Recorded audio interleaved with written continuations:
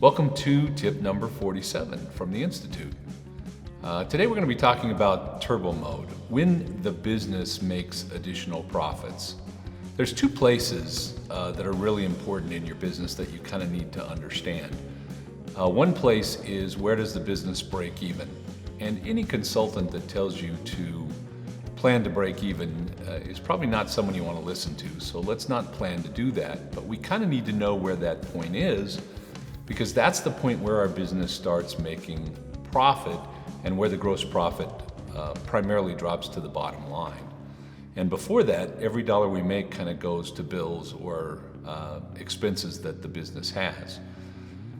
The second place, which is what I call turbo mode, is when your business overcomes that and you're hitting over 100% productivity out of your staff. And the reason why, depending on how you pay, now if you're a pure flat rate shop, you're going to benefit greatly from running at about 120% productivity out of your staff, but you won't benefit as much as a shop that's paying an hourly or a salaried employee. When you hit that 20% and you overcome that, so in business planning, we would like to think about hitting our targets. And one of the things we do, one of our calculations would be taking the number of techs we have times what our hourly rate is times 1 plus parts over labor, which kind of tells us what our hour is worth overall.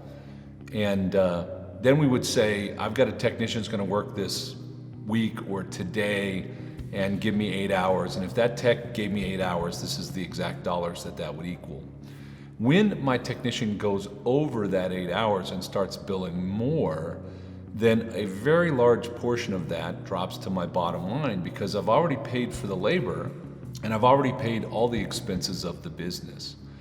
So if you are a smart automotive shop owner, you want to run your business at a very efficient place, and that most efficient place in my mind is running at about 120% productivity, about 9.6 hours out of a good technician. And certainly there's a lot more involved in accomplishing that, and I think we've talked about a lot of that in different tips. So you may want to go back and look at some of the other tips that we've had, but right now what we're talking about is hitting that spot where the business just keeps dropping additional monies in the bottom line. So for instance, if I've already paid the rent and the utilities and the management salaries and the debt and the banking costs and the vehicle costs, now when I bring money in, every dollar that I bring in, I keep a much larger portion. If I take you backwards and we go back to one of the previous tips and we look at how the business balances out, we want our net profit to be 20%. We want our fixed expenses minus the expense of marketing and the expense of our salespeople to be 25%. So if we sell additional work over and above once we hit that 100% mark, then we keep not only the 20% profit, but we keep the other 25%. So we drop somewhere between about 45 and about 60% right into our bottom line for every dollar we bring in over and above whatever that number is. So I think it's really important at this point. I know that it might be confusing here, but if you go back and you look at the tips where we discuss the numbers and how to figure those things out, I think it'll come into focus much clearer for you. When I ran a shop, the way that I planned it out was threefold. First, how much net profit do I want to earn? Second, what are my fixed expenses? Because I want my fixed expenses to be 25%.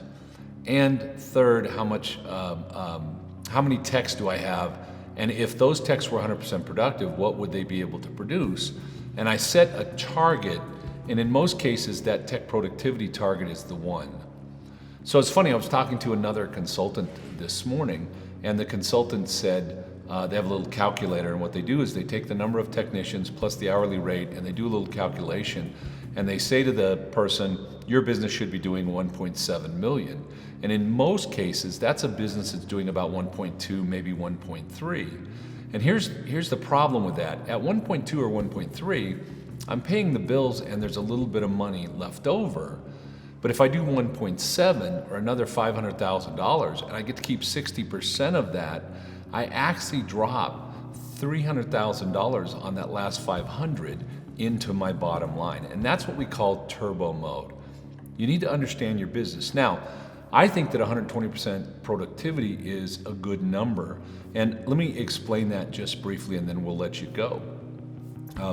When my technicians, who were great technicians, all A-techs in my shop, would hit over 120, that's at a point where I think we were making more mistakes than I want us to make.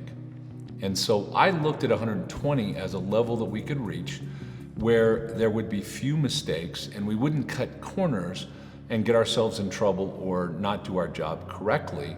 And so I tried to balance the business out where it ran at 120%. And it is that extra 20% that put a lot more money into my bottom line. You want to understand where your business breaks even. You want to understand where your business makes 20%. And then you also want to understand what about 120% productivity out of your business looks like. And in my opinion, that's where you should target your sales.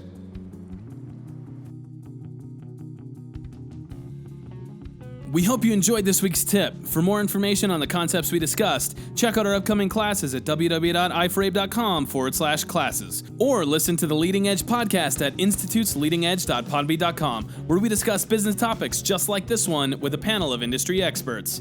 You can also contact us whenever it's convenient, and we'll set up a free consultation on how the Institute can help you better your business, your life, and the industry as a whole.